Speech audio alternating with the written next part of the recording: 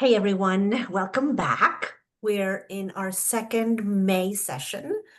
The month is almost over, and we have a lovely, lovely event to look forward to in a couple of days, which is celebrating our very own Rick, his life and his legacy and his everything, his spirit.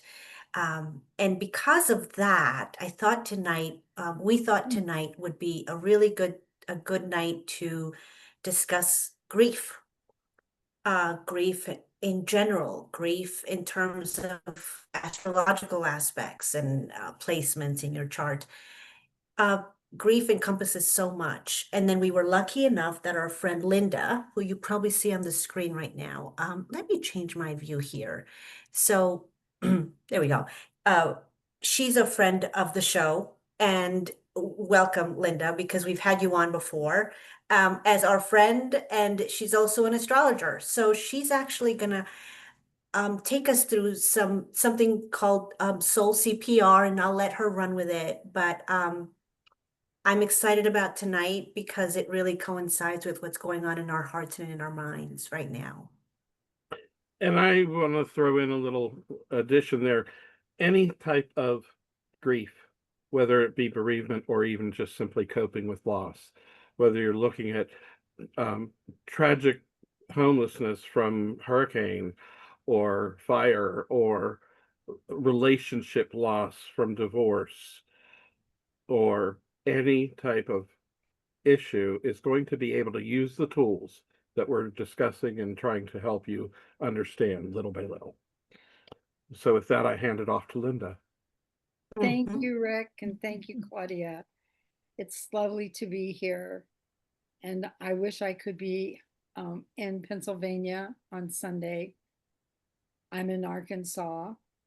So, like, that's as far away as Australia almost. We're out in the boonies here. So, my name is Linda. You see it there, Linda Sprague. And I met Rick via email and telephone years ago when email and was just kind of getting going. So we met through a family member who had known Rick for a long time, and she connected us. And I think he called me or I called him or whatever. We talked on the phone, and then we talked astrology and each other's charts, and we would um, email back and forth. And then I think we each kind of went our ways, and he worked on his book, and he had a life, and I had a life. And then years went by, and then I was on his mailing list somehow. He still had my email address, and I started getting the notices about your group meeting. And I decided, I wanted to check in with that, and wanted to connect with him again. And that was really nice. I loved coming to the class when I could. And he and I did exchanges. And I have to say that I feel like the reading that he gave me, whenever it was a few years ago, uh, was like, maybe the best reading I ever had. It was just, Mm. I just feel like Rick was an incredibly special astrologer. He was, his personality was very unique, and he just had this way of like spitting it out. And it's like, where did some of that come from? Sometimes you wondered, like, was he thinking that, or did somebody just like some angel just drop it in his head? I really wondered sometimes some of the things that he said. He gave me so much support, validation, and made me feel valuable based on my chart. Mhm. And just, it was just a beautiful, beautiful reading. And I'm grateful for it. And I'm also sad that I couldn't do more for him as he went through the things that he went through. But that was like he needed to do the way he did it, and we didn't continue to do our exchanges at that point. So Yeah. I offered tonight to just help you all kind of launch into this as a grief event. And I want to say something about what Rick said, that this doesn't apply just to Rick. Of course, it applies to all the kind of losses we have in our life. And sometimes when we lose someone, it reminds us of other times in our life. So um, trauma, it falls under trauma when we lose someone. Trauma happens um, out of the blue. And it's nobody gave us permission. Nobody asked our permission for the trauma. Nobody asked Rick for permission to have this illness. It changes our life and it throws us into a grief process. So we think that a lot of times that it's like because someone died, but a lot of times, like for Rick and for his partner, the trauma started long before that. Started with a diagnosis because no one ever knows what's going to happen with that diagnosis. So it's just a very sad thing that people have to go through. In addition to astrology, I have been a trauma recovery practitioner for a long time. I was trained and certified in a process in the mid 80s. I was in the pioneer years when they were starting to use the phrase post traumatic stress disorder. The process that I learned is extremely valuable. It's based on the emotional body, but it has 4 parts. It's like what happened, what did we feel, how were our beliefs and values violated, what strategies did we have for handling the situation or the loss or the trauma or the event, and what did we lose. We're not going to do all that tonight. We're just going to jump to loss because we want to focus on the grief part. So in this process, the less we say, the better. So we're going to be like going inside more and asking inside what we feel and getting down to something rather than like explain things. So not being too analytical, like when something happens to somebody and you say, oh, what happened, and they start to give you all the details, and that's very important. Like if somebody's in a car accident or something happens, they need to say all those things over and over and over again. But at some point when there's serious trauma, we have to stop the person and say, and what did you feel right then? Mm-hmm. I felt shock. I felt mad. I felt horrified. I felt pissed off. I felt, my life was over. Get down to the very basics of what we feel because trauma is like a violation. We all feel violated. Anyone's going to feel violated if they have an illness that they didn't ask for it. They didn't do anything for it to happen or anything. It just happens. And it's out of our control. Things that are out of our control. Whether it's a sudden accident or like the tragedy last night in Washington, D.C., where 2 young people were shot dead. It's like horrifying. That's a violation of how we think life should be. People who lose a child, that's a violation because we believe that we will outlive our children. So underneath every strong feeling we have, there is something going on if we can just pull it out and articulate it. So in the case of a parent losing a child, it would be, I should have been the one. I should have died first. I mean, that's a natural response in that situation. And then how we handle things is like, do we talk about it? Do we try not to talk about it? Do we think about it? Do we try not to think about it? Mm-hmm. Do we pick up and move real quick and go somewhere? Do we go on a cruise? Do we get a divorce? What do we do when we have something serious happen? And with illness, of course, it's more like, we go to the doctor, and we go through procedures and we do things like that. That's what Rick had to do. And those of us who knew him, you can think back to what was going on. Maybe you were saying prayers for him. maybe you were reaching out every day and just saying, I'm thinking about you. You just did little things maybe to just keep him in your thoughts and prayers, or whatever you needed to do to be a part of that. And when it comes to the losses, I want us to think about what we lost. Some of you knew Rick a long time. Claudia, how long did you know Rick? Really not that long. I've only known him 6 years, Oh, that's but fine. but the impact has been, I feel like I go way back with him before Yeah. this life. That's how much of an impact he had on me. So just tell us one of the impacts. I know there's many. Like I said one, like Yeah. He helped me love myself more. thank you. Oh, that's beautiful. I know. I don't know what better gift, I- how you can love, because he wanted me to know that the God inside my own self. Right. Thank you. One of the things we do in this process when somebody shares something, we really listen. We don't ask any questions. We just say thank you. Mm. And that's enough. Mm-hmm. Yeah. Thank you. Rick, how long did you know?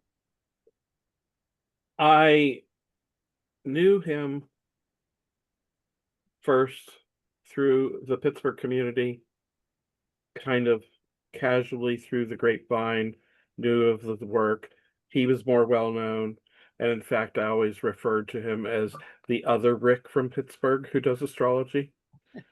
And then I thought this is crazy. And I thought, I'm just going to go ahead and connect with him on Facebook.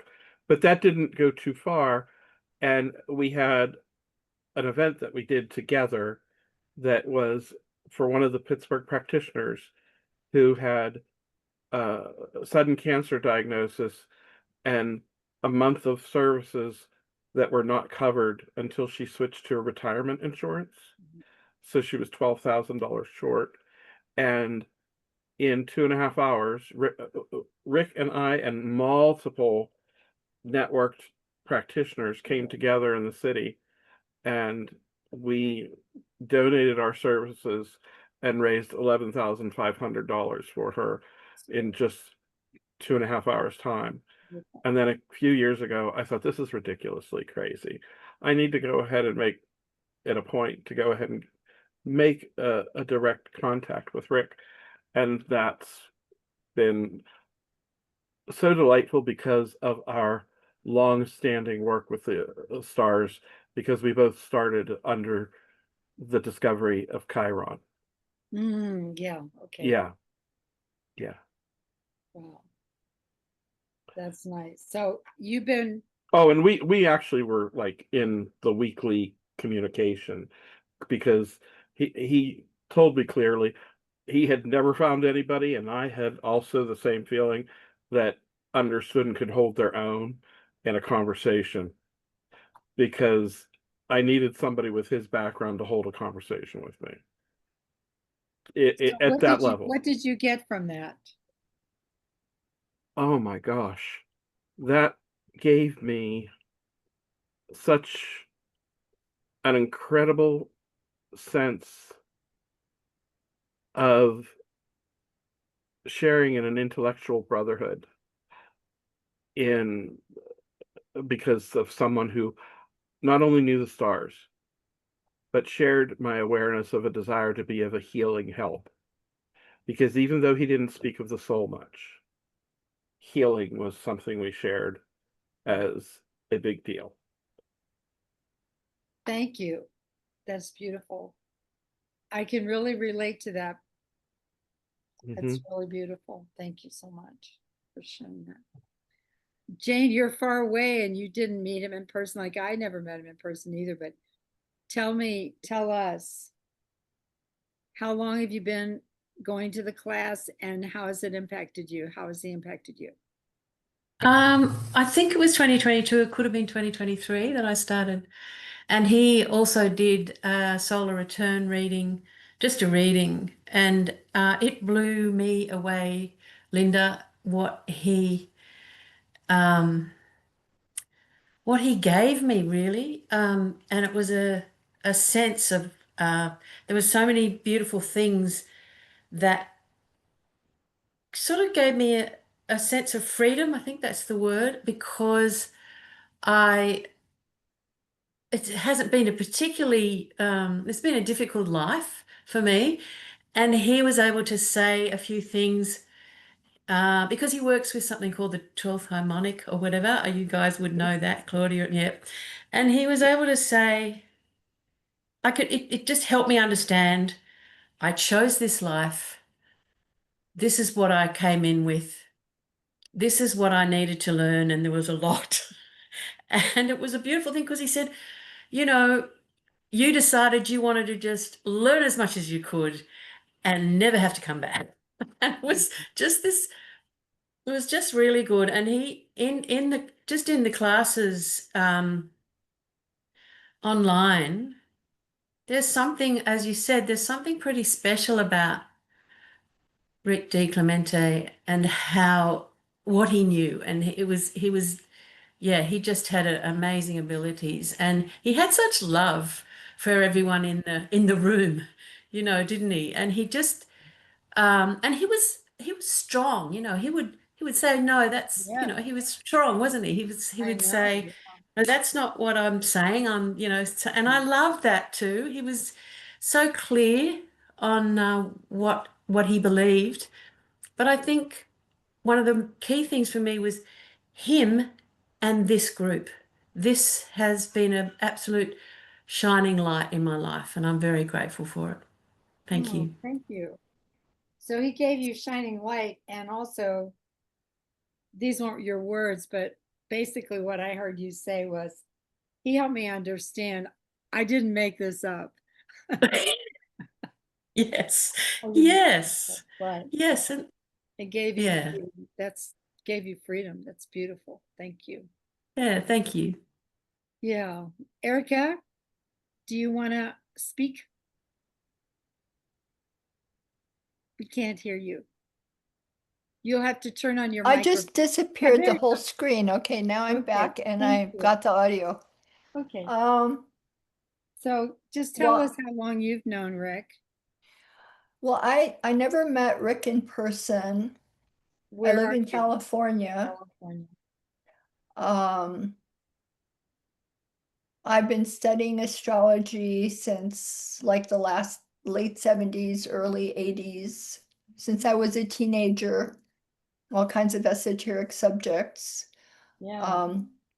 As I could from time to time, I was really into it, and then I didn't have time. I was busy in different parts of my life. And at this point, I had time again, and I started looking around on YouTube videos. Plus, also have a teacher here in California that I met maybe around the same time, maybe 7 years ago in San Francisco, and started going to his classes. But I didn't have that many people to talk about astrology with. And I was just obsessed with astrology and driving my husband crazy with it, and other people too. Like, we'd go out with a couple and they didn't want to go out with us again because she said, your wife is only talks about astrology, and I'm a Christian. That's like the devil's word. And they didn't want to see my husband again unless I didn't come along. And I said, like, That's a this is confession right there. California. What's the matter with you people? Okay. This is So a what very did you old get? I'm thing. going to speed you up just a little because we've got. Yes, because I more just people want are to know, joining. like, tell us now. Like, that is beautiful to know. I feel for you. I feel for you. Been there, done that. Okay. What did you get from? What was the big gift from Rick for you? Well, the gift from Rick was how he welcomed me sort of into the group, and how he was like so fatherly in a way, even though I'm older than him. Yeah. And, I love his point of view on astrology. There are a lot of like the harmonics and various esoteric things that he had studied that I had not studied. So it was really interesting to see that insight from his point of view. And I just really thought he was a very sweet, giving man. He just gave so much of himself. He was so generous. He was so pure of heart. Um, he was so genuine. And, I guess I started to love him, Oh, and sweet. really like all the people in the group very, very much and feel like, we're kindred souls. And so, you know, even though it's always been virtual and everything, um, I just really got attached. And as a Taurus, when you get attached, Yes. stay attached. It sticks. It sticks, yes. Yes. Oh, You're we can't muted, hear Linda. you. I'm not And I sure got what's his going. book, of course, and I loved Okay. the way that he explained it. I think his and Liza Jane's book is really genius. Yeah. The way they, really consolidated everything into all these nuggets and everything. Well, I just really appreciate him. he made you feel included. You went from Yes. being the reject at the dinner party to being included, having the Yes. freedom to learn. It's beautiful. Thank you. Anita, Thank you. we're not seeing you. Would you like to Uh, speak? Hi, everyone. Okay. So I met Rick in college. Oh my gosh. Yeah, so it's been a while.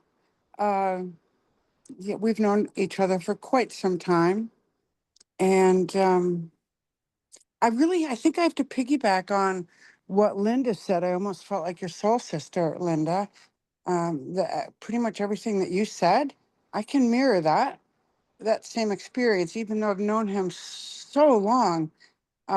He pretty much taught me the same thing. He taught me that steering my own ship is super important, but that the ocean um, has its own way, and Oh and God, and it's so beautiful. and so I had to accept that. I really did have to accept that I didn't have that control over the ocean. Ultimately, I guess at the end of the day, I did, it because I created this life for myself. But it took me a minute, and that's what I got from him. So, best lesson That- I ever could have taken away. That's beautiful. Steer your own ship, but the ocean has its own way. That almost brings tears to my eyes. It's so, Oh, that is beautiful. It's thank so you. true. And that was he was a spiritual teacher. He wasn't just an astrologer, which I could Right. talk a long time about that, but I won't. Thank you, Anita. Thank I you. want to, Dr. John, would you like to share what we're doing, Dr. John, is right now is just very briefly saying, how long did you know Rick? And what is one of the biggest gifts that you got from knowing him? Got it. Thanks, Linda. Yeah, thanks for the opportunity. And there's so much I can say. I know we all could. And I guess since you said I get to distill it down to something, uh, I can't remember the exact date Rick and I met, but I'll tell you it was at it was like a spiritual convention. Speaking of spiritual, it was like with crystals and everything. It was in Akron, Ohio, my hometown. I was already living in Columbus at this point. So it was around like 2009, 2010-ish, I believe.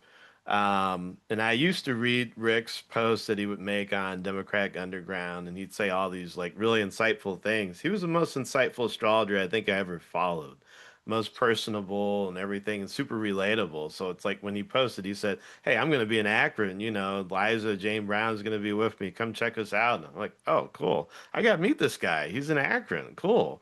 So I went, and it was like the experience of meeting Rick was like I had always known him. It Mhm. felt like there was like he was very much a kindred soul, kindred spirit, and it was an instant connection with us and meeting Liza and all. And so that was beautiful then.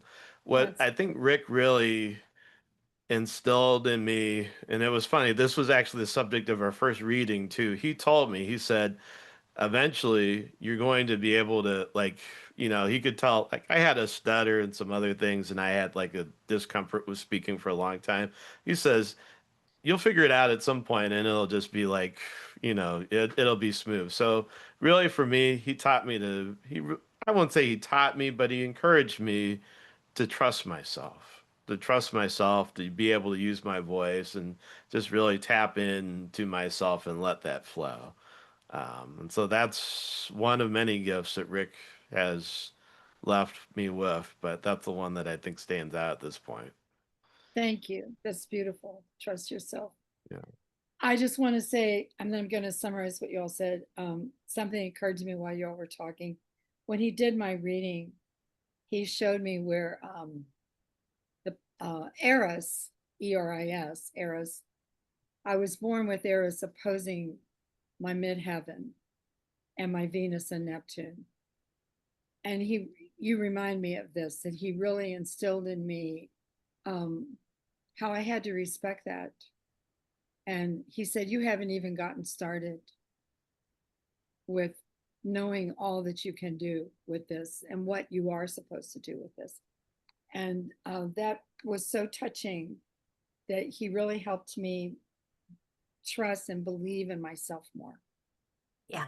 From the things that he said. And I get that from all of you. So we have like loving myself more, being validated, and being an astrologer and a healer, being validated in your life and loving your life in a different way. I think that's you, Jane. And Erica, you were also validated. You were included. You felt included and embraced and cared about in a way that no one had done for you with your astrology. And Anita, I got to steer my own ship and let the ocean have its way.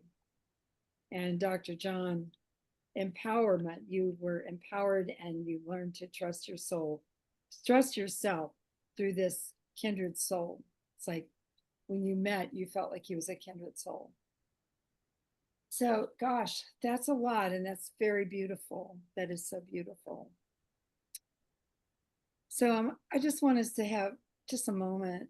Just if you have anything you want, just one word of what you feel right now. Just one word. Just check in with your heart or your body, and one word. I'm Claudia, sad. what? I'm sad. Sad. Thank you. Okay. Anyone else? Gratitude. Yeah, that's my same one. Yeah. Yeah, I was going to say grateful. Yeah. Grateful. Okay. I say love. Love. I feel a lot of love. Anyone else? Too many words. Hmm? Too many words. Well, that's a lot. Yeah. Sad, gratitude, Yeah. grateful, love, love, love. I Yes. feel affirmed, Affirmed. validated, and definitely incredible gratitude. Yeah. And I feel connection. I feel connected with Rick and with all of you as you share. That's a beautiful feeling too. Of like, I think he had that kind of Effect? generated that kind of atmosphere in the class. I always felt like, you come and said, there's so and so, and always felt like a connection and inclusion, and that's a wonderful thing to have. He was incredibly hospitable. Yeah. Hospitable. Very. Yes, hospitable. Very. Of spirit. A hospitable spirit and a generous spirit. Yeah. Generous spirit. Well, this group meant the world to him. This group it meant so much to him. And the more I did it with him, the more I, just watched from the sidelines. I thought, and then I got to know him more. I realized, oh, this is way bigger than I even thought for him. And I understand more now. Even today. It cements more that it wasn't just about astrology. It was very Aquarian of him, like Yeah. very Oh yes.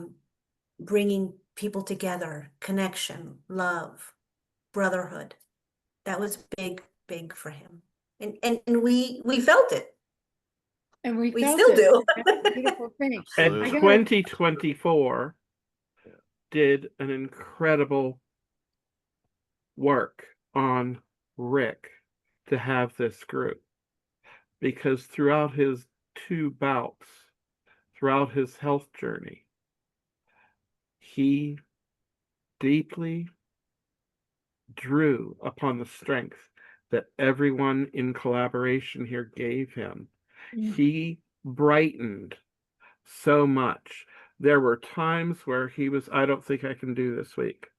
I don't think I can do Thursday. No problem, Rick. I'll take care of it.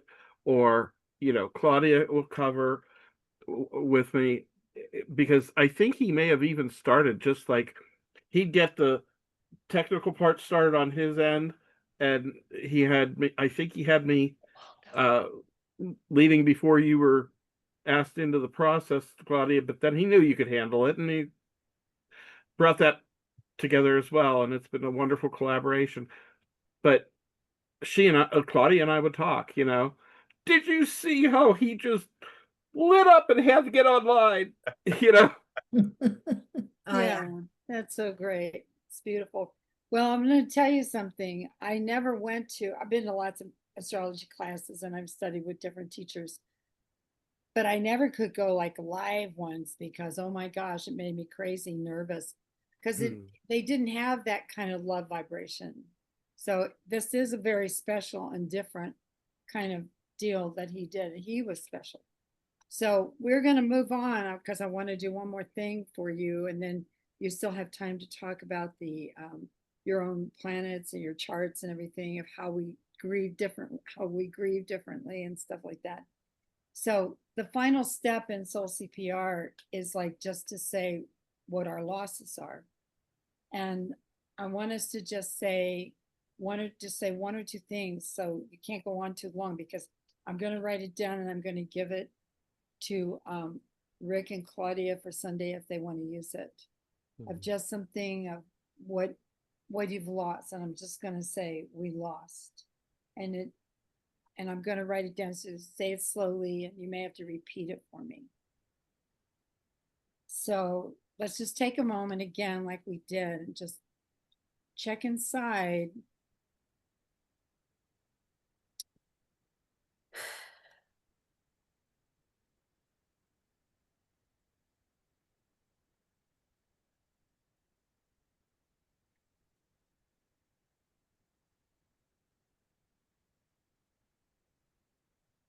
Well, I'm going to break the rule. I'm going to say something too long. So maybe it'll help you. Maybe you'll have to say something long and then we'll have to help you find out what that really is. But I feel like I lost the one astrologer in my life, colleague astrologer that I ever had, where I felt there was more than just this astrology. There's a particular, frequency of astrology that you go to when you do readings. He just, he modeled to me the value of integrating your love with what you're doing. Mm-hmm. And he was a model. So I feel like I've lost a colleague, a teacher, someone who modeled to me how important it was to have integrity and do something loving with astrology, not just prove that you knew stuff. Yes. Yes. Like, Mhm. oh, I know so much. Blah, blah, blah, blah, blah. Yes. Yes. He didn't do that. He just went boom, boom, boom.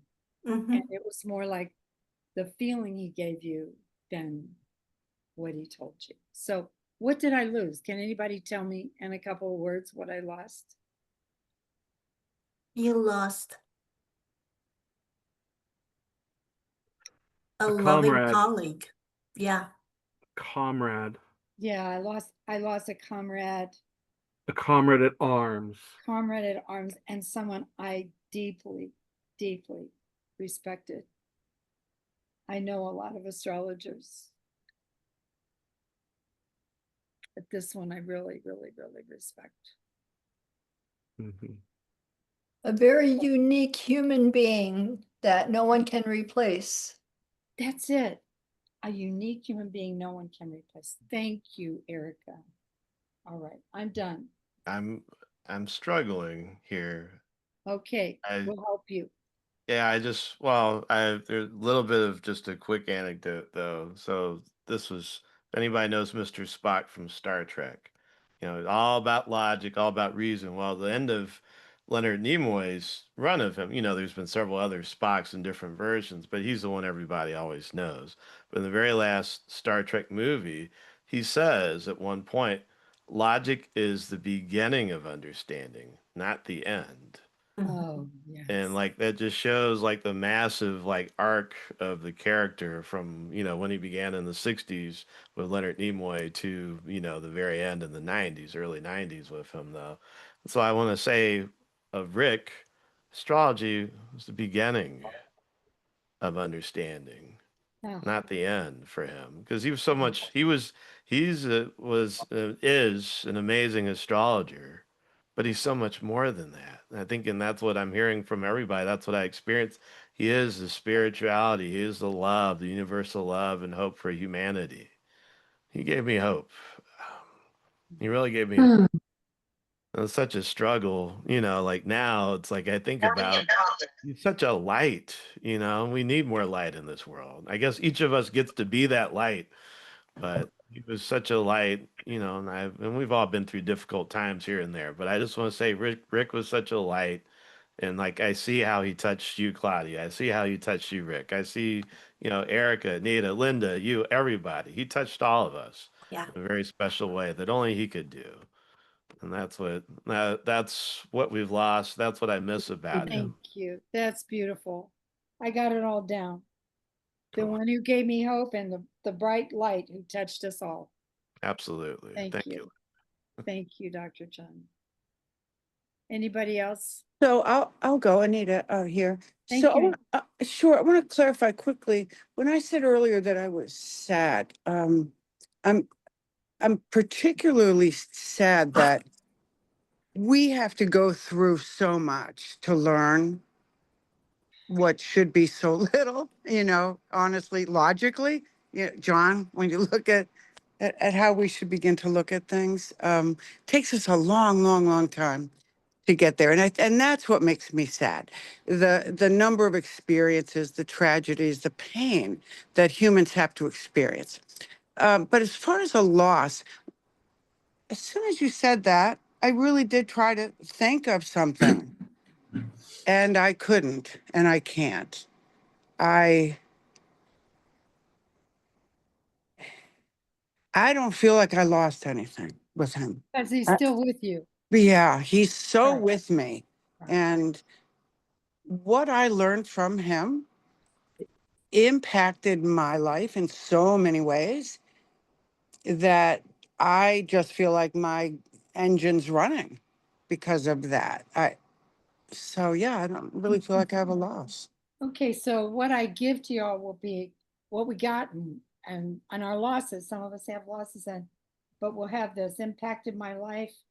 My engine is running because of him. That's Hmm. what you just said. Thank you, Anita. Thank you. That's beautiful. How about you, Rick? You want to? Yeah, You had a close connection there. You've lost a friend. yeah, very deeply. Um, I was capturing a few words. Of course, he had that incredible soul that welcomed everyone and everyone he knew. And I'll share more from people that have sent things on Sunday. Mm. And he helped us all take ownership and pride to bring healing to humanity, and possibly humanity to healing. And my final thought is he lived. You know, I know that he had issues with the Catholic Church he was raised in. But instead of throwing the baby out with the bathwater, he himself lived in an incredible Piscean light as he helped people to welcome the Aquarian age, which to me is a bridge builder. It is the work of the priest. Oh my gosh.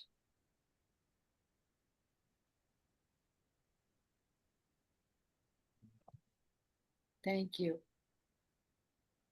We lost a bridge builder, an important Aquarian priest. Mhm.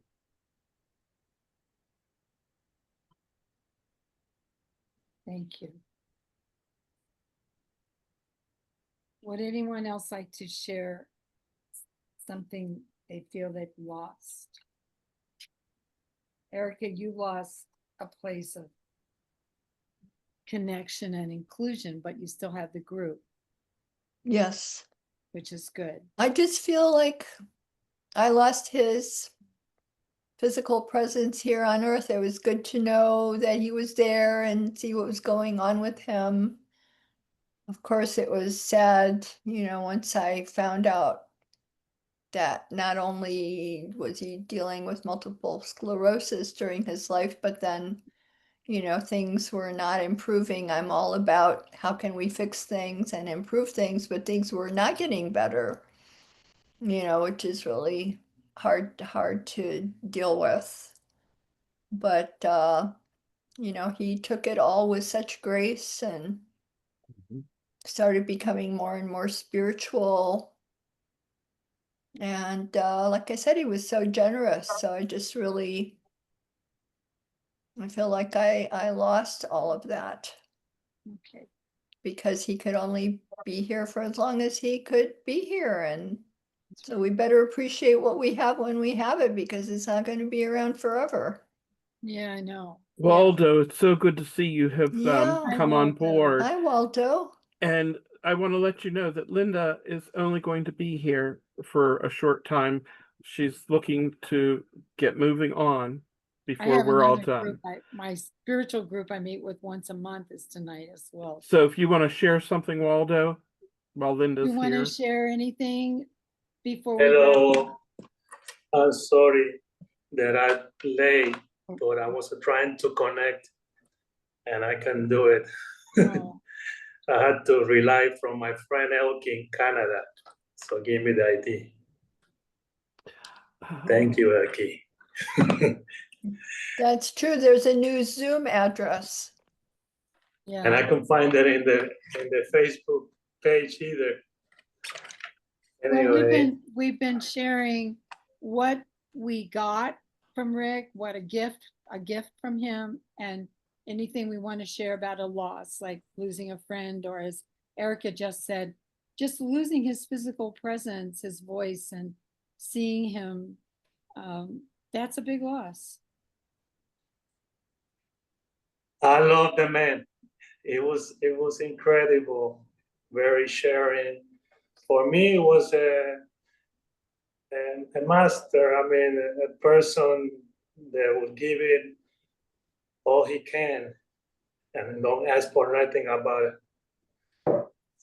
And I really love to joke with him a lot through Messenger. And sometimes he say, "Are you crazy? You send me too many memes."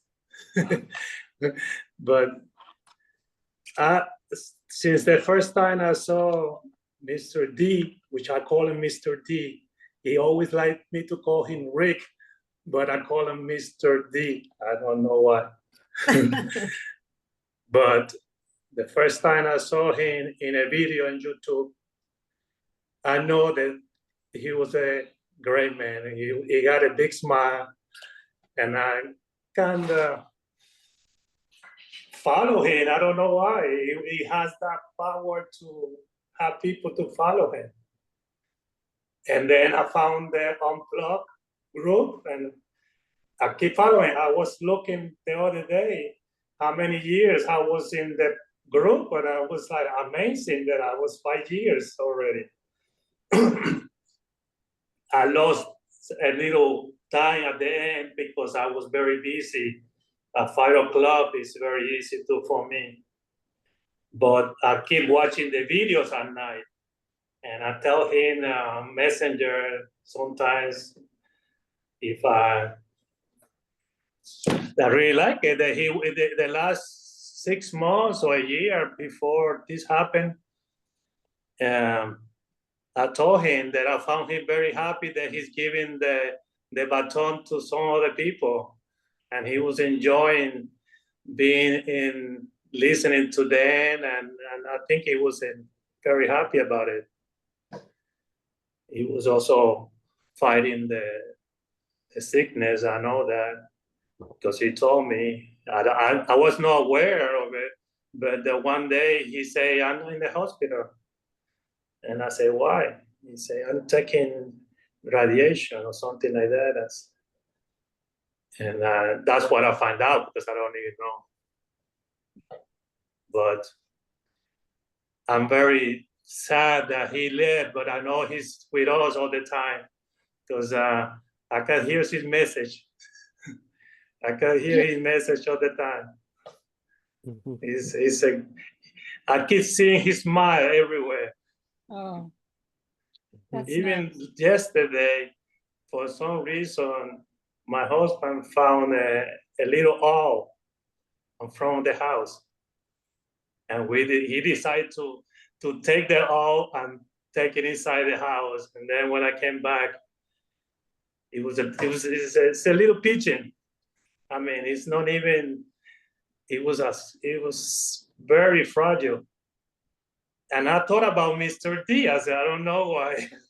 Oh, I said, this is little D. And now I got him.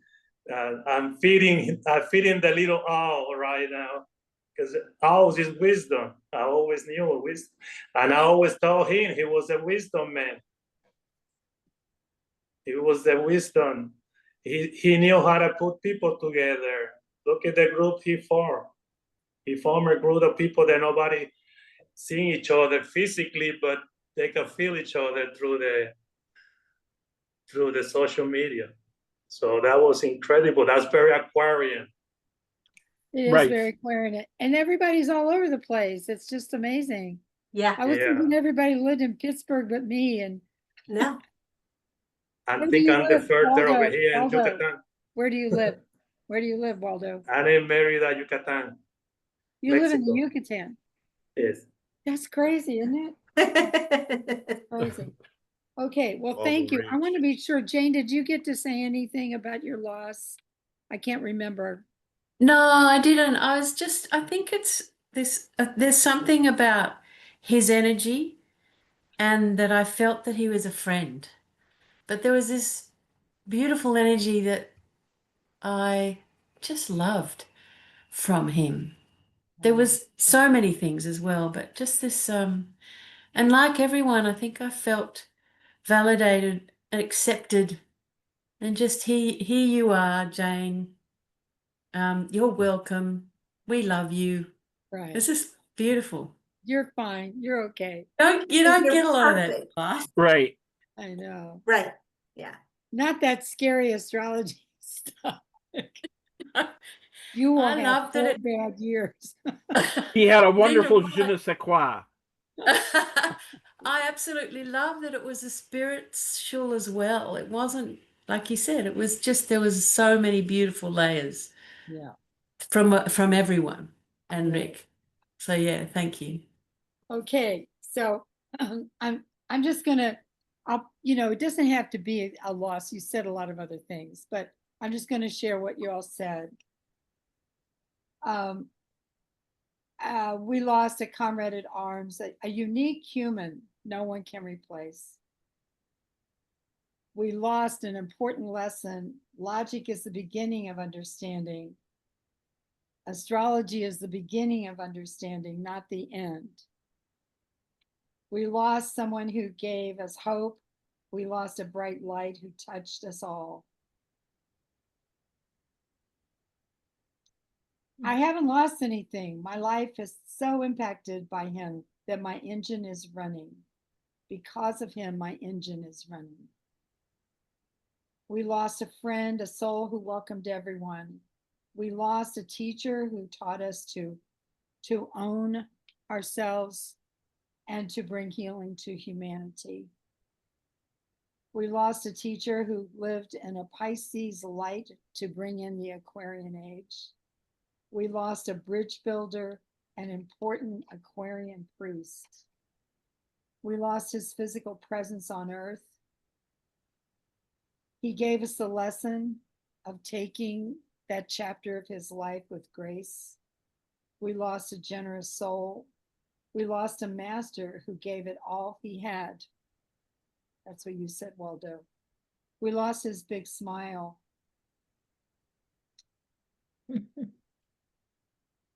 We lost his energy. We lost a beautiful friend. We lost the wisdom man. But Waldo sees his smile everywhere and now visits with him in the form of a bird who came to him. It's a baby owl, right? The owl. Mhm. And you keep learning and listening. That's very beautiful. And something else that I think Waldo said, we've lost someone who really modeled such beautiful human behavior to us. And he passed the torch. He knew to involve others. He didn't he wasn't the king up on the chair, He wanted everyone to participate. He encouraged it, and he passed the torch so that this spirit could continue. So one last time, just one word. What do you feel right now? I'll go first. I feel full and I feel grateful to be here. I feel a lot of gratitude. I feel a lot of full of love. I feel full of love.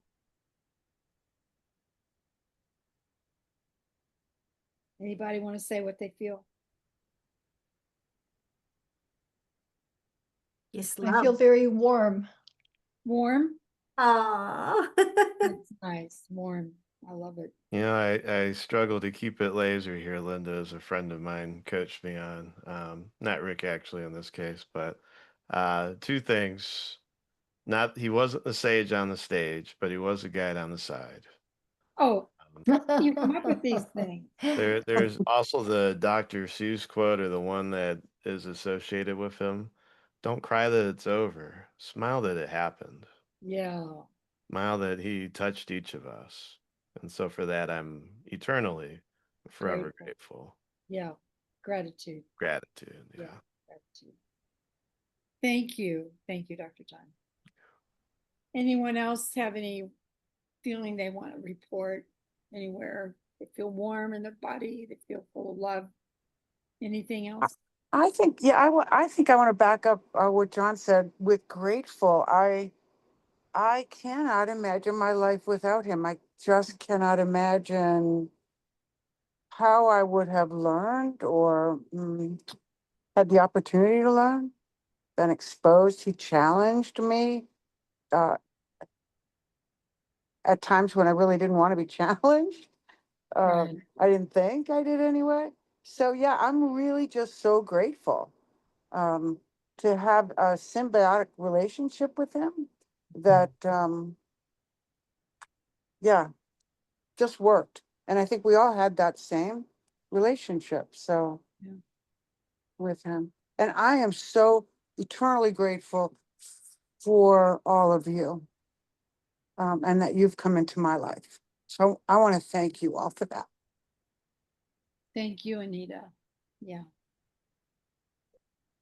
I feel that too. It's really beautiful. I'm grateful to feel his presence regularly. Mm-hmm. Yeah. You know, I always lately when I have situations that I struggle with, I think to myself, what would Rick tell me? What would Rick say to me? What would Rick say to me? And Rick would always guide me back to himself. He wouldn't say, he wouldn't necessarily tell me what to do, or he would always guide me back to me, which is he helped me clear the way to trust myself, and that's huge. I so when I think what would Rick say, I'd say I have to just keep asking myself, because he kept going into like deeper layers. He wouldn't just be okay with you saying something. He'd go, okay. Then he'd hone in on that, and then he'd ask you 3 more questions, and boom, that's where the wound is. That's where the juice is. That's where you're struggling.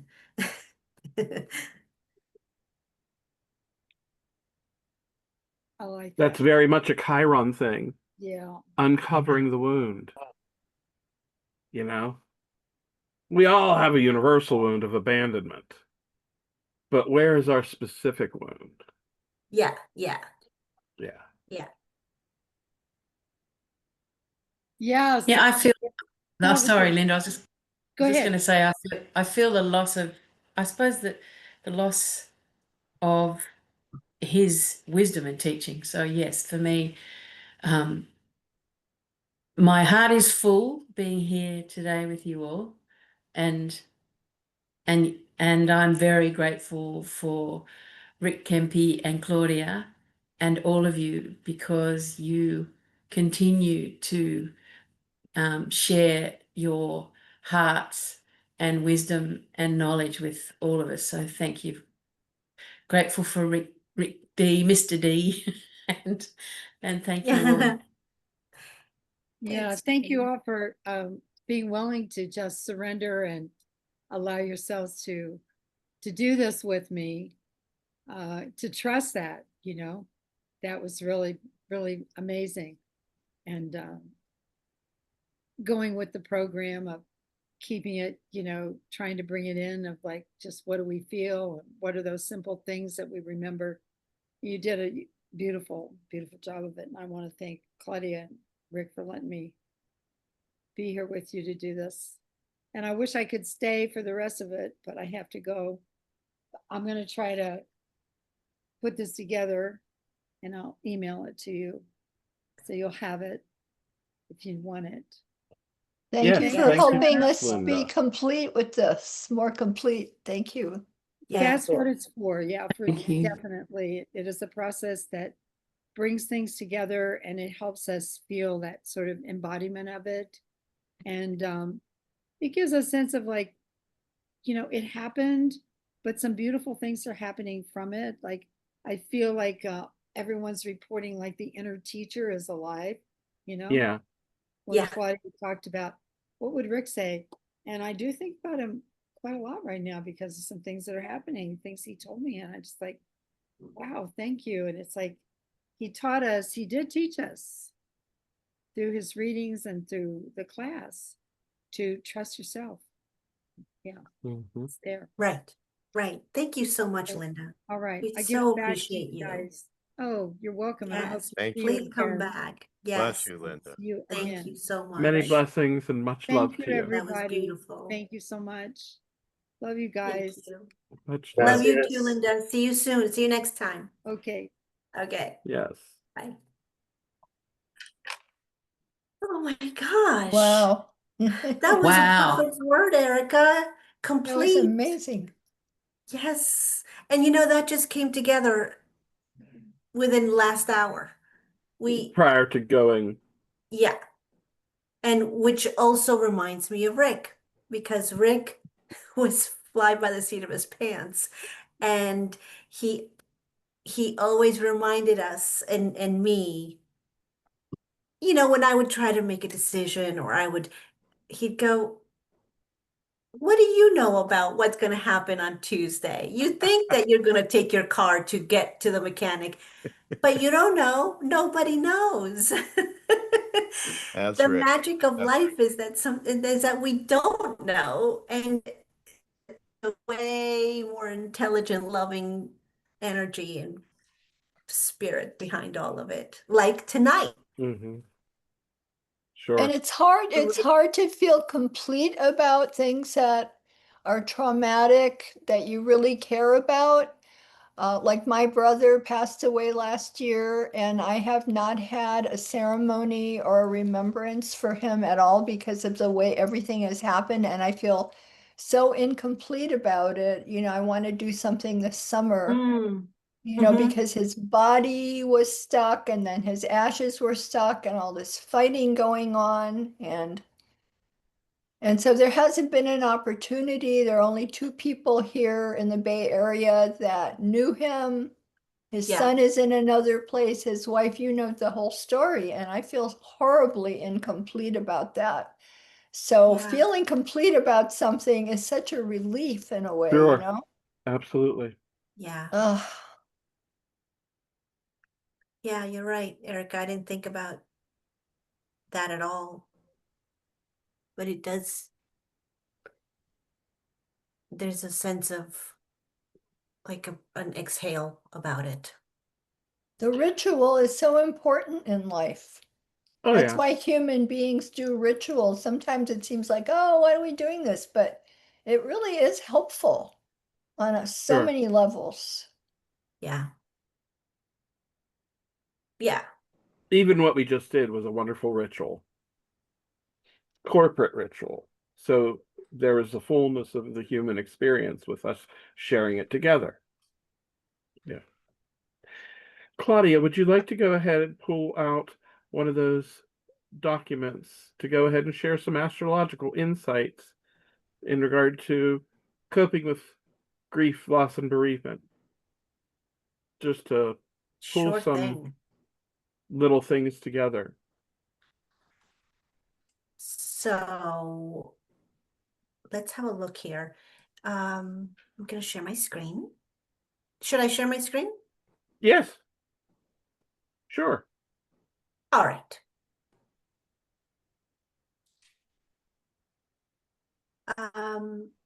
Yeah, so you probably know a little bit more about this than I do, Rick, but it's really taking us through the different placements in our charts. So Right. And how, it helps you separate and understand through this particular one through elements and qualities. So the right. fire signs lead. Yeah. Yep. And your sun, moon, and rising are always considered important. I've asked you all this before, but you all consider your rising sign or do you consider your rising sign when you look at well, what we're doing tonight or really anything? I look at it Always. always. In fact, Whenever I have a birth time. way more than I probably look at it way more than I know I look at it way more than my sun sign. A lot For more. me, it's a cheat because it's the same. Yeah. Sorry, guys, I've got to go. I'll see you. I Hi, love you. Jane. Love Good to to you. see you. Happy See Friday you. to Bye, you. Jane. Yes, thank you. Bye. I'm loving the 23rd. See you, darling. Feel Bye. better. Take care of I yourself. will. Okay. All right. Bye-bye. Yeah, I always do. I feel really connected to it. And when I was younger, I felt a lot more connected to my sun sign. And I don't know, for whatever reason, I just always wondered because a lot of people they don't even think about it. So let's take it from the fire signs. Aries, Leo, Sag. Um, so these are you know, courageous, grieving, action oriented. They may need to go to the gym instead of, or, dance around the room. And Well, that's, keep in mind that is courageous grieving as Yeah. a phrase. yeah. Yeah. And when you watch the people around you, you realize, how everyone just, as much as we have so much in common and so much commonality, we are such different expressions, right? So, do we have any fire signs here? Waldo, I forgot what your sign is. Are you a Sag? And a Sag, 3 times. 3 times? Sun, moon, and Mercury. Okay. That's powerful. Yeah. And Leo, Mars. Oh my. Mars You is are in Leo fiery. right now. Yes, I'm fired up.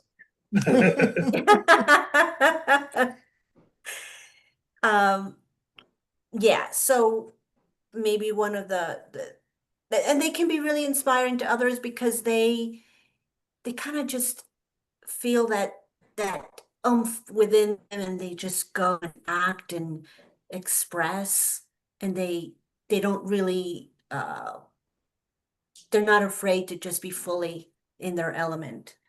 Of course, not every, you all know because you're in this group, not every Leo, Aries, and Sag is going to react this way. Like, for example, some people are more in tune with their rising sign or their moon sign when it comes to something like grieving, and when we look at the moon signs, we'll see like that's really I think it's got to be key when it comes to something that's can be so internal, a process that is so personal and internal for us. And emotional, Yeah. because the moon is an emotional influence. So the Well, emotional side and the emotional processing would easily be more lunar. yeah. Do we go to the moon here? Well, we certainly see in the water signs where, but Yeah. the other document is a little bit more focused on each of the signs, but this is fine. I think it's interesting that what it says about the earth signs in regard to what Erica had just recently said. The strengths are grounded, ritualistic, and responsible. Yeah, yeah. Ritualistic. So the earth Sounds signs are about going right. to want to have a tangible something, not necessarily something to hold and possess, but a physical expression, manifestation of whatever they may be going through. Well, ritual is very sensual.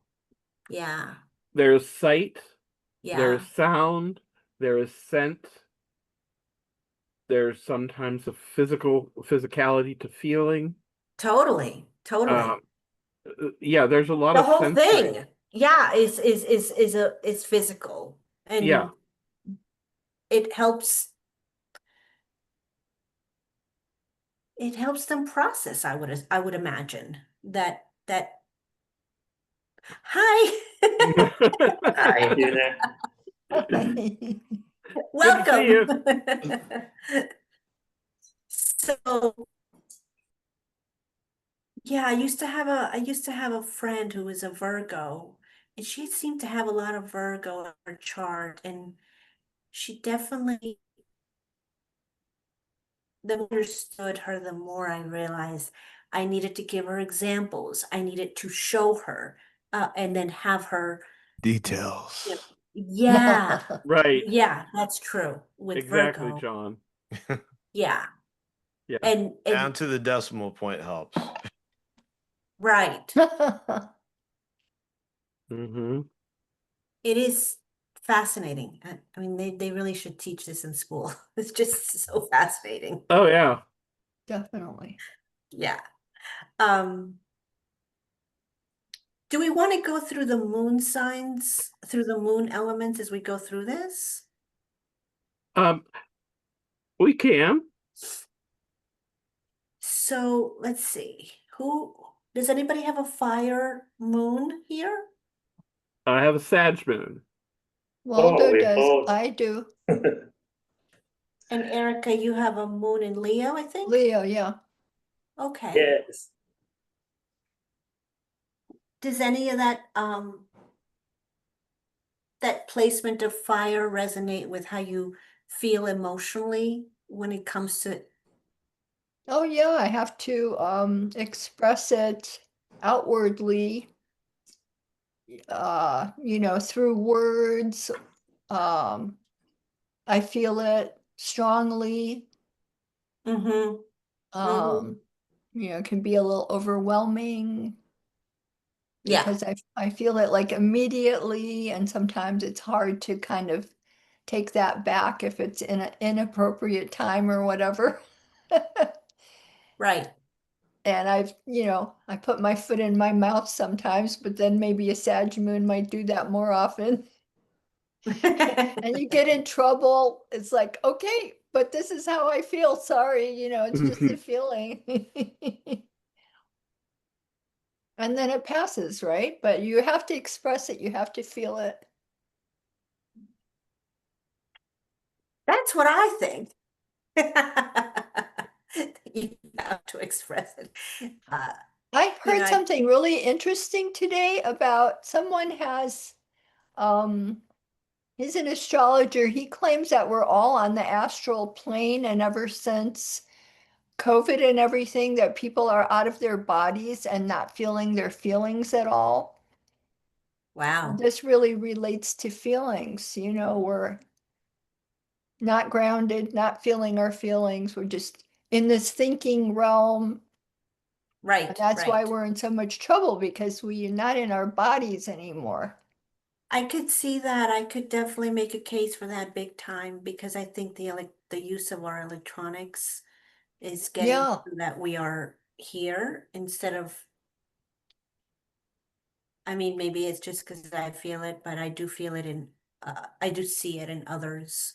I think that. And Go ahead, it's, Gladys. I didn't mean to cut you off. I'm sorry. no, it's okay. I feel it. It could be really not good for children. And they don't have,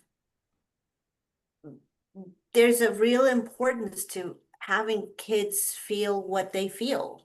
And when you're so much in the mind or you're so busy and there's just so much mental activity, you forget to just sit and be. And I think that's normal for humans to, I don't care if it's 2 minutes a day, but ideally more. Uh, I I I think for can't that reason, imagine. it's important to have emotionally safe spaces online where we can connect and express what our feelings are, because it's okay to use your mind. It can help you express emotional literacy, but you have to touch in with your heart, your body, your soul, so that you can then translate into words that can be shared, that would have a bunch of beatniks, you know, applauding and snapping in agreement. I think this is all front and center for the next I mean for at least the next 20 years, given the Saturn going into Aquarius, Saturn and Jupiter both the conjunction in late 2020, now Pluto in Aquarius, and it feels like, I mean, the disruption that we had back in 2020, I think was, I mean, first, of course, Saturn and Pluto met in Capricorn, which is Earth, but it's almost like that had to be destroyed on some level, which it is and is being as we speak. But I feel like then the air came in after that. And it's like, oh, okay, for better or for worse. I mean, now we're disembodied because we were so disassociated from the live world under COVID. But now here comes AI, here comes all this technology. So what I hear you both saying, Rick and Claudia, is I think we're being challenged to deal with this to deal with this like disembodiment, but also to work within that to find and create those safe spaces. Uh, Right. you know, I'm grateful that this group had um Renate at a point where I looked at her chart one time and I didn't pay attention exactly to what was being focused on. I saw her Pluto return and I was like, or not Pluto return, excuse me, Pluto opposition. oh wow. So for Pluto to go to its opposing position, that tells me that it took what would take an average when you divide 246 by 2, it raced to Mm-hmm. get there in Oh, 84 years. Right, right. It is because of the signs of long and short ascension. But at the same time, when we understand Pluto as trauma and transformation, transforming trauma, does that not explain why the last 80 plus years have appeared to have so much global change? Because the entire planet has been going through trauma requiring transformation on the fly, Absolutely. because there's been no time to catch a breath. There have been tragedies that were followed by tragedies without a time to breathe in between. Yeah. It's generational. Mm-hmm. Yeah. What about the Um, air signs and maybe air sign moons? Anybody have an air sign moon? Gemini, Libra, or Aquarius? That puts a lot of challenges. You know, the disconnect from emotion, the over intellectualizing, or the distractions. you ever ask a Gemini or an Aquarius or a Libra moon? Because I tend to do this. I always ask people how they feel, right? This And gets they just answer with what they think. yes. Or Right. they pause and it's almost like they never considered it. It doesn't even, it's not that they're completely separated, but it's not top of mind. They really have to kind of like go, oh, how do I feel? Which is it's foreign to me, but those are the people that I kind of I struggle to understand and I want to understand more and more because I'm definitely the opposite, but that doesn't mean that they don't feel. They just do it differently. Mhm. They express it differently, they process it differently. Um, maybe they look at people who are very grounded in feelings and they go, oh, wow, I'm so glad that I'm not getting all mhm, carried away with my feelings and I can just see right to the center of the problem and deal with it intellectually. you're Phew, right. you know, In fact, yes, I think some of invalidate them it. probably do. Like, oh God, thank God I'm Yeah. not her. It's not You everybody, know, but I think it's a possibility. So, aside from the sun, moon, and ascendant, as I look at the water signs and then I'm thinking about Rick, I think about his nodes, which he which one was the Pisces? Was that he's a his North Node in Pisces. North Node in Pisces? Yeah. Yeah. So it's funny that he would be embodying that, and Oh my God, yes. he would Oh be God. um he was living his path as he embodied the Piscean light that he was. And in that Totally. way, he was certainly not throwing the baby out with the bathwater, you No. know? Like I said, I didn't know him all that long. Some of you know him way longer than I did. But even in the time that I knew him, in those 6 years I saw, he just completely, I felt like he was so stepping more and more into that Piscean path. Like really living it, really surrendering, really full of faith and full of like, I think you're right, Claudia. That was yeah, that he was on. Very much so. Well, yes. he And well, he was a moon on Pisces, no? he Yes. was also a moon in Pisces. Yeah. Yes. And I remember that he always said that if he reincarnate, he want to be a Pisces.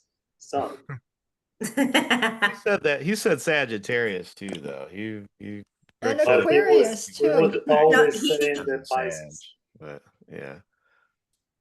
Maybe well, maybe he'll get both. He'll be Sagittarius sun, Pisces moon, Uh-oh. or He was Pisces sun between Sag. Pisces and Saturn forces. right, But you know, in classic astrology, Sag and Pisces are both ruled by Jupiter. Right, right, exactly. Yeah. right. Mhm. Well, one of the things about the air signs that we can say is there are challenges depending on how you want to look at it. Or they can certainly probably move through something like a hardship or a grief in a more almost like a mutable sort of way. I know that Sure. the air signs are not mutable. I'm not trying to say that, but you know what I'm saying. They're But not holding Pisces is on, mutable. you know? Yeah. They can they We have can a actually look down at the qualities as well beyond the yeah. elements. Yeah, I think that's the next page. Right. So then we know the water signs, you know. Does anybody have a water moon here? I have a water moon and I have In my Vedic, in your Vedic. everything is water. Yes. Um, yeah, so pretty much, it can be a lot of getting lost in a sea, or it can just be so much compassion and really feeling for another. That's not to say if you have a water moon or if you're a water sign, it's just that that archetype is really now Cancer does it differently than Scorpio, than Pisces, right? Um, Scorpio's a very different energy. Uh, they're probably going to keep their emotions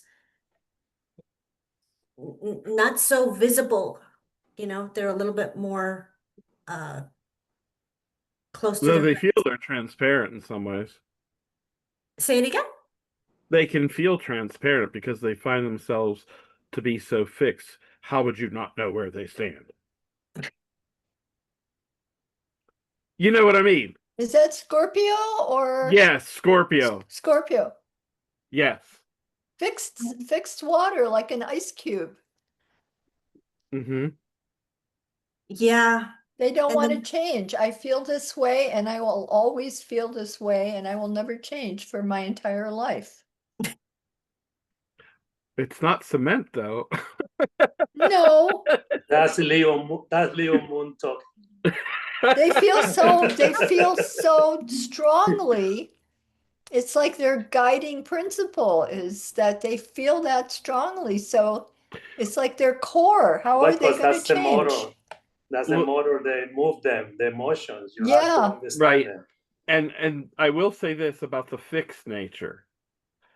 The fixed nature takes a long time to make a decision, but when they have made a decision, they hold it because it took a long time to get to that decision.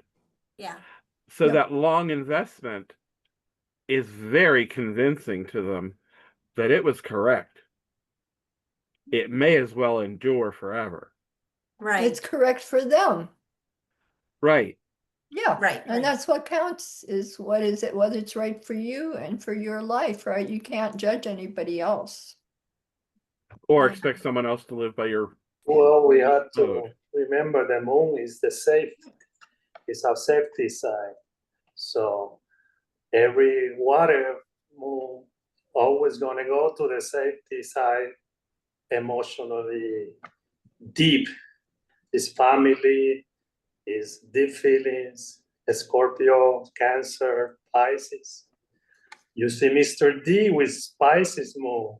Look at what he did. Yeah. He was always looking for people, emotional off Connection. balance. Yeah. So he knew how to look at them, and he can feel it even if we're not talking. Mhm. Yeah. That's the advantage the water signs has. Yeah. Very empathetic. And we are not used to sometimes when we are fire, we want something more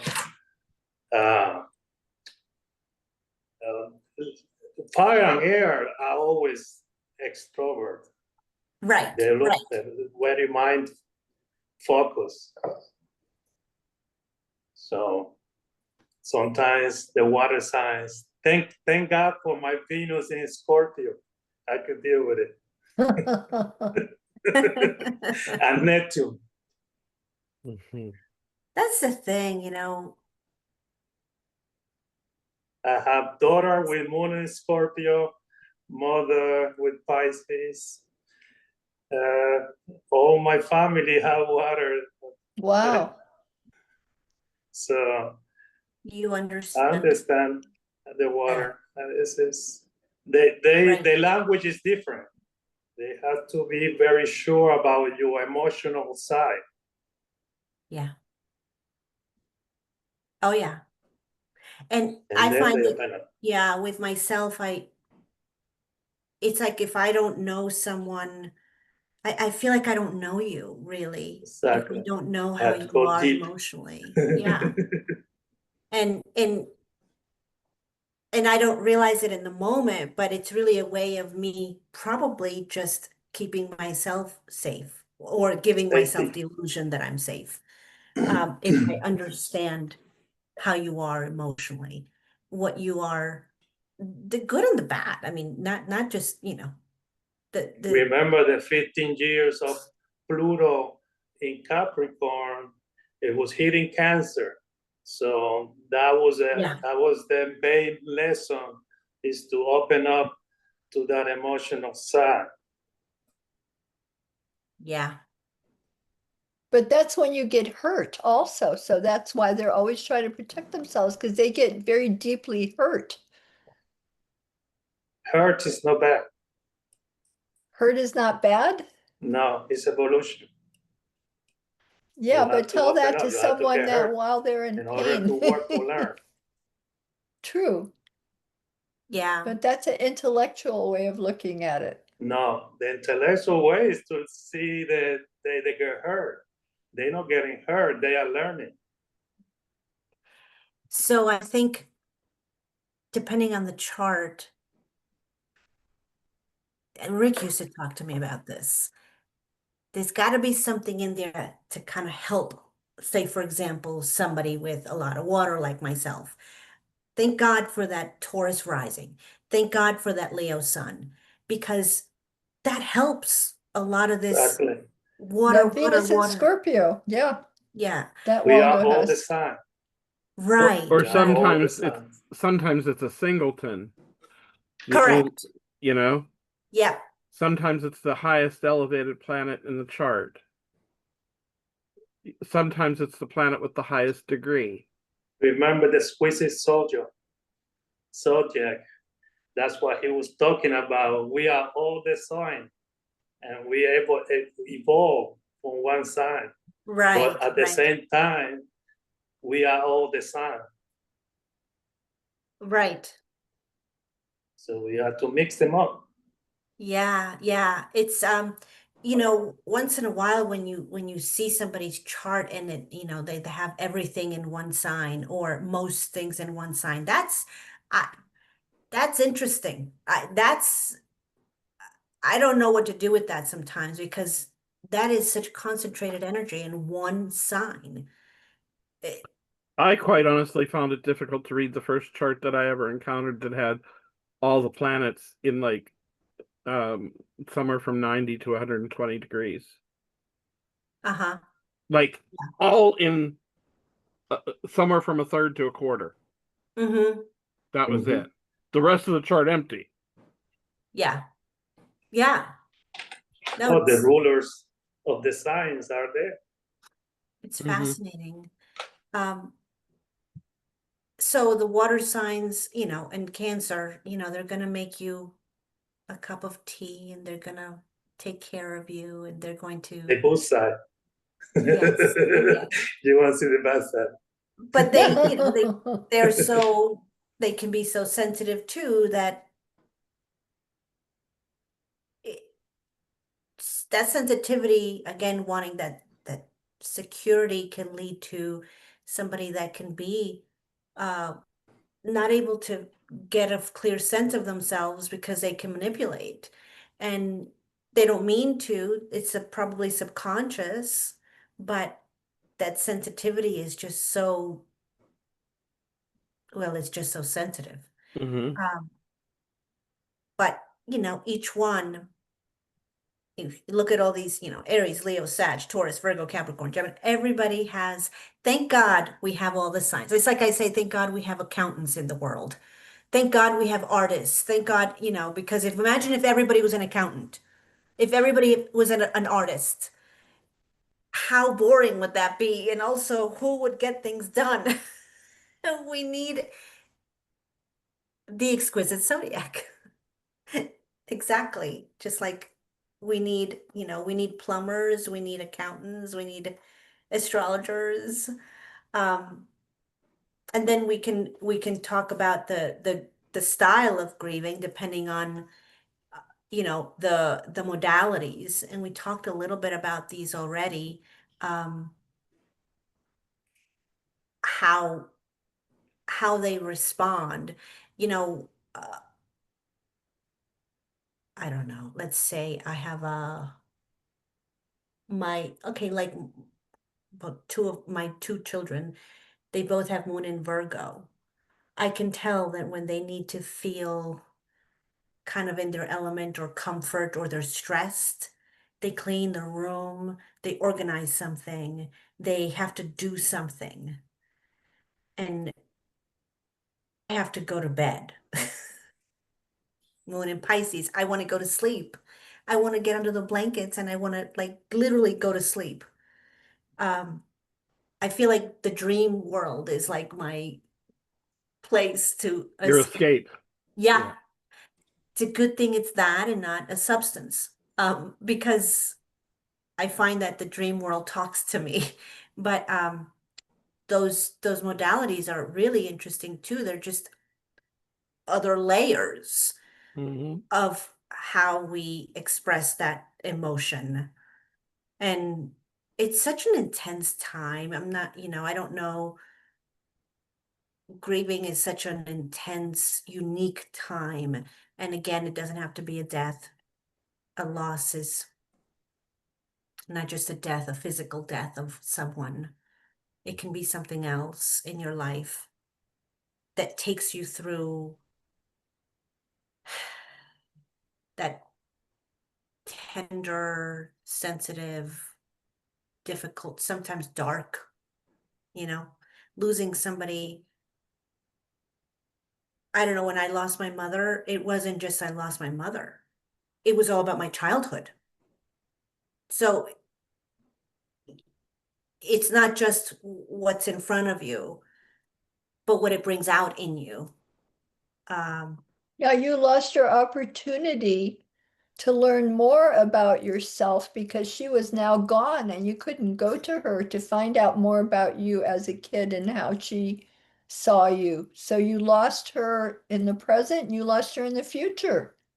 yeah, yeah. And then she got dementia a couple of years prior.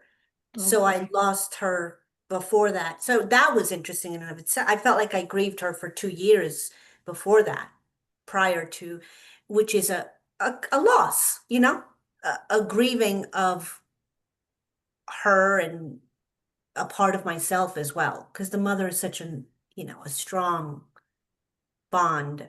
I did hear something that you guys, I need to tell you. It was beautiful, and I'm not gonna do it justice. It was, are you familiar with Bashar? Mhm. A little bit. Yeah. He channels, so he said when you feel grief, you know, human beings, they may get sad or they may get, you know, they feel down, they feel that loss. But that, what that is the connection. And that connection is so beautiful and it's so sacred because that is the link between you and anybody. It's that connection that you feel. So the sadness, let's call it sadness. Maybe it's anger. You never know. Not everybody has you know, there's a lot of array of emotions that go through, that you go through. That is the connect, that is us, what the connection was to you, and you should honor that, whatever it is. You know, Right. maybe you're It can feel can feel like guilt. A lot of times to me, it's guilt, oh yeah. and pain. Like I'll pick up, years ago now, it's been 17 years since I lost my daughter, but a lot of times I'd pick up one of her toys or look at her clothes or her books, and it would just be like a stab. It would really hurt. Of And I course. had to start giving some of those things away because I was just processing that pain over and over again. It's like, no, I don't want to be Oh, guilting myself and feeling that over and over right. again. I'm holding on to it because I feel like I have to, because I'll be giving her away. If I Mm, give it away and then I realize, no, I have to let it go. Let somebody else have it and enjoy it so that every time I pick it up, I don't feel pain wow. because I know that I've lost her. It's I so mean, pain. Loss is so complicated. Feelings are yes. so complicated. You'll have them your entire life. You're Yeah, just processing it over your time of your life. And if you don't, I think if you're like an air sign, it'll probably come to you from time to time. And it's like, oh, that's still there. Well, you haven't even dealt with it yet. You better right. believe it's still there. Just feel it it comes to you in a different way, but it's part of Definitely. you, right? Yeah, at some point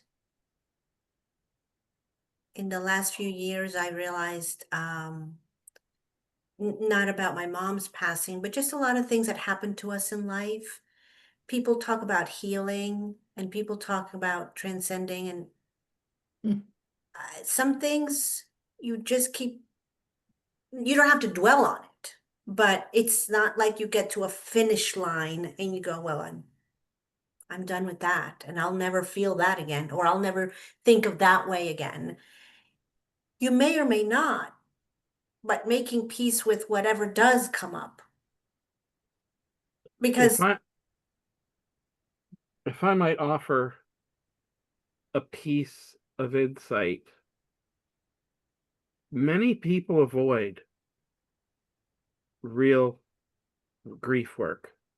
mhm, They put it off for so long Mm. that they believe that because they have put in the years since the wound occurred, that they are past it. But they have never touched a lick of it. They have successfully packaged it up, put it on the shelf, and walked on by. Not one bit of it was, here's the key word, intentional. mhm. If you're not intentional, you didn't deal with it. If you survived for several years and it's now behind you that many years, you didn't do any of the work. That doesn't count. It only counts when you actually face it. Yeah. Yeah. Didn't mean to sound brutal there. That was so brutal, Rick. My God. It's reality. Was Face No, I that know. reality. the It's moon on true. fire? Yeah. I think most, honestly, I think more than half the people, like, they don't want to feel. They don't want to feel that much. They're that level of discomfort, they avoid, like, they avoid. They use different mechanisms to avoid. But you're We right. have a society full of numbnuts. Yeah. I mean, They don't want to feel anything that shocks their system with pain. right. It's just, I guess it's just that overwhelming. It's that jolting to them. They might And I, be afraid. I'm sorry. no, it's, They I might kind be of want to afraid what they might do. yeah. Oh my You know, gosh, they yes. might break down and cry and get embarrassed, or they might want to strangle somebody or be violent. Or, I think there's they a might lot of do fear. something stupid. They're just Yes. afraid of what they're going to do when they're feeling those feelings. I think that's why people run away from them. I think they're afraid of an avalanche of feeling that they won't be Yeah, able to manage. yeah. It'll open a door that I can't get shut. It'll totally overwhelm me. Yeah. I will be so angry. I will be so sorrowful.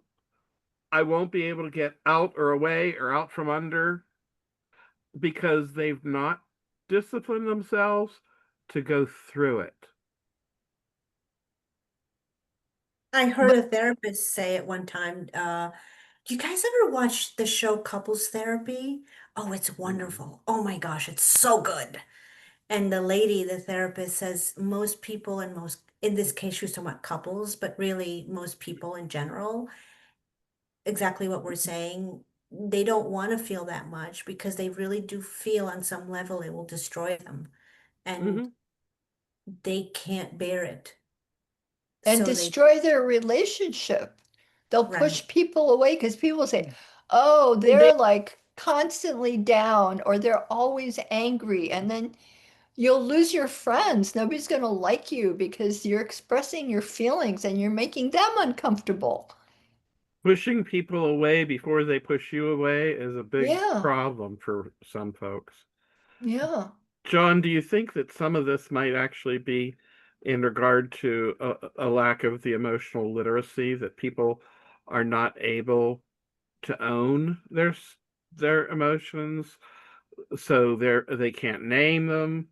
And if you can't own it or name it, how do you even begin to express it?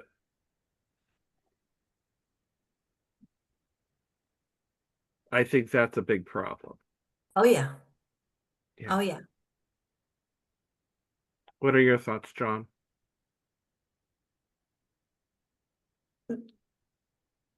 It's not here. Yeah, I think you put me on the spot. I was Uh, talking about the difficulty of owning and expressing when you are cutting yourself from the feeling. yeah, It's an emotional literacy problem at it's that very point. very wide. Well, I mean, I had to step away for a moment though, but I heard everything that you were saying, and when I was reflecting on it, we're not very emotionally literate in the United States. I think other parts of the world may be more so than us, but there's just a culture of stuffing things down. And I think it's particularly true of men, which, you and I have talked about, Yes. like that just we don't it's like and I think a lot of it, what I'm finding too, is like there's this disconnect that if you're not like in tune with your body, and this is more like a recent thing that I've come into understanding, that if you're not really connected with your body gives you messages. Mm-hmm. And if Mm-hmm. you don't have that physical awareness, then chances are you're not paying attention to things that are going on here in your chest and your heart and your stomach, and you're just up here, and so you ignore all of that. Um, and I think that it's a thing. Like I think it's Mm-hmm. Oh yeah. just a growing awareness that I think those of us here and others are realizing, but we're not quite at that point where everybody widespread in society is like, oh, wow, yeah, okay, well, this is like you got to feel here so that and create this coherence between mind and body.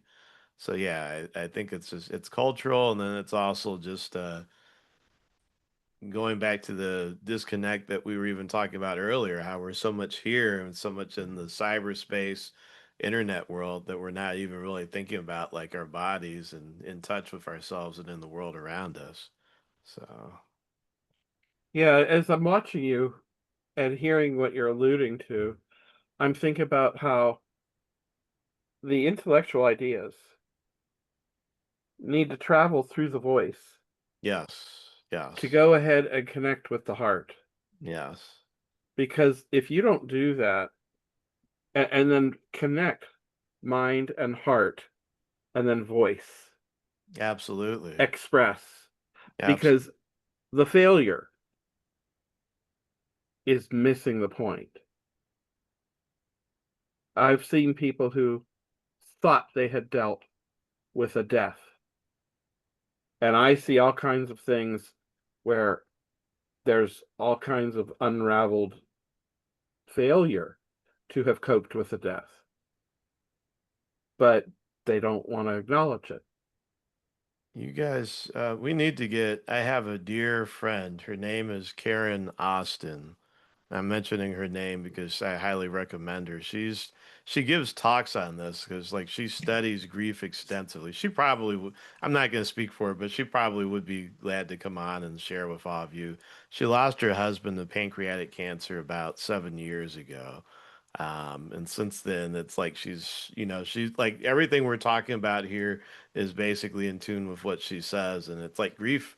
And I when I thought about the physical piece, I actually thought about something that she said, like grief lives in the body. If you don't work through it, if you don't feel it, it's going to continue to live there. And like even what you said, Claudia, like you're thinking about, oh, do you get to this point where it's ever like behind you, though? And it's like the mind will say, yeah, sure. And then you get this feeling that comes up from within, and it's like, 15, 20 years after somebody Yeah, passes, it's like, yeah, oh, why do I feel this way? Because it's still there.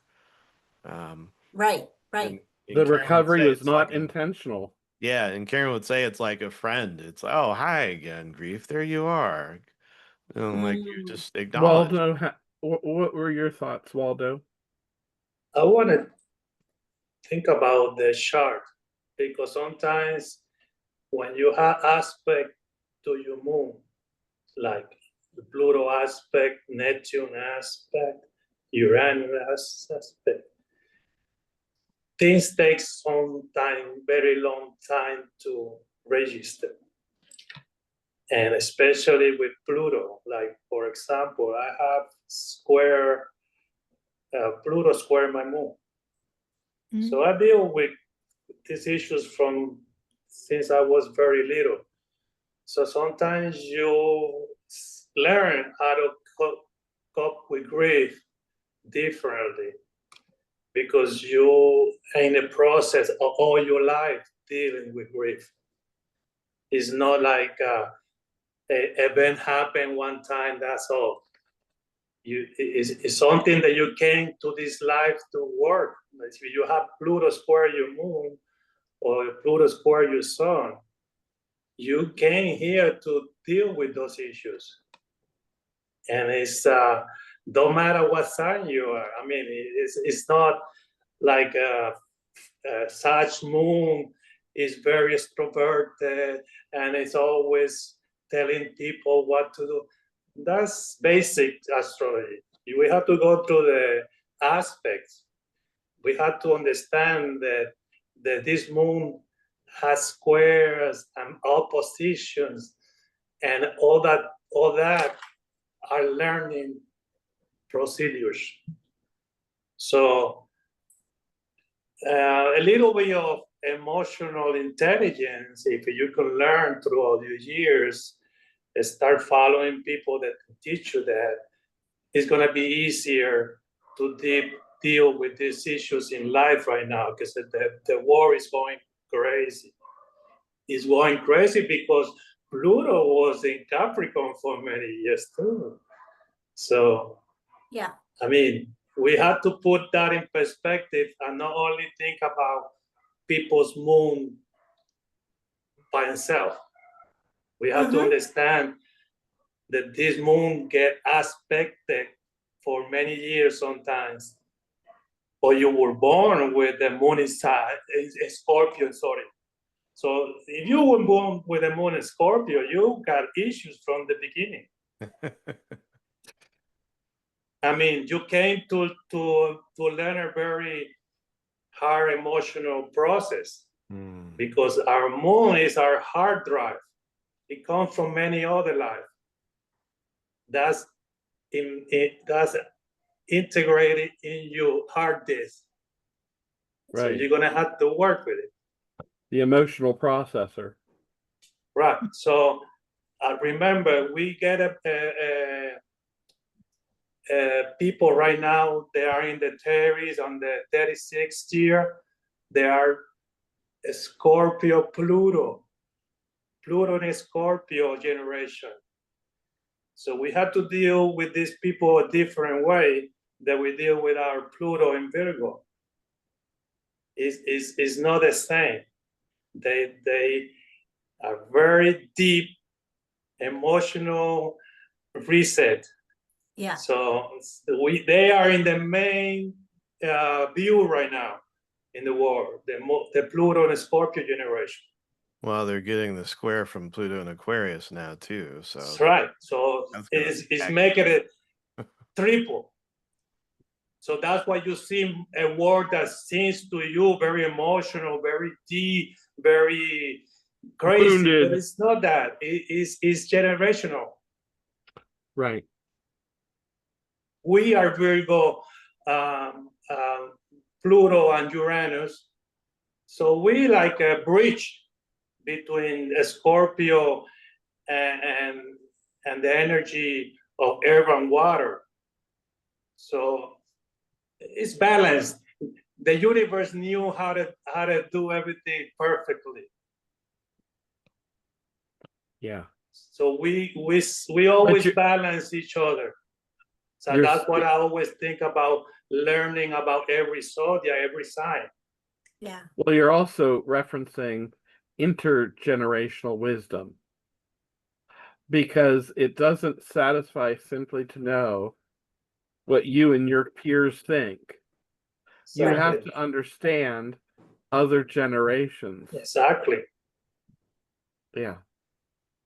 And it helps if you're a parent, right? Because you have a hard time understanding, like, why aren't you making a decision already about your career? Why aren't you married and having kids already? Like, evolution. They're coming from a completely different area, you know. They weren't getting committed at a young age. They were traveling around in groups of girls and groups of boys, and now they still don't want to commit to what their parents committed to. And it's harder financially and economically for them to do it as well because the world is changing and the world of work is changing. Everything is, we're so on the cusp of these huge changes right now. Yeah. Huge. Yeah. It's only gonna, I think, not escalate, speed up. Yeah. Hang on. Right. Oh yeah. Tie down the hatches and we're going into a choppy sea here. That's a good segue. So in June, we're going to have June 12th, we're going to talk about Jupiter ingressing into Cancer. And then June 26th is our second June evening. We'll go into Uranus entering Gemini. So excellent. Yes, look forward to that. I'll put the link on Facebook. But this evening has just been uh, so filling and wonderful to be with you all, especially before Sunday. But even if we weren't having Sunday, it's just great to be and feel that sense of completeness and connection with you all. we will miss you if you're not physically there, but you will be there in spirit. Believe me, I know everybody would love to be there. And we hope to get a video at some point of the event itself. Oh, But that will be great. more to come on that. And for the ones that have not made a video and would like to, there's still a little bit of time. Let me know if you do want to. But with that, I'm going to wrap it up. What? Absolutely. Yes. I have to wish you go pack. perfect weather. Yes, I hope so. Yeah, I hope so. Yeah. Thank you, everybody. Enjoy the Many weekend. blessings, Thank you, everyone. Claudia and Everybody. Rick. Thank you, Claudia and Rick, Yes. Thank Waldo, you, John. Take Erica. care. Dr. John. Anita. Great to see you, Bye. Waldo. See you soon. Thank you. Good to Very see good you to guys.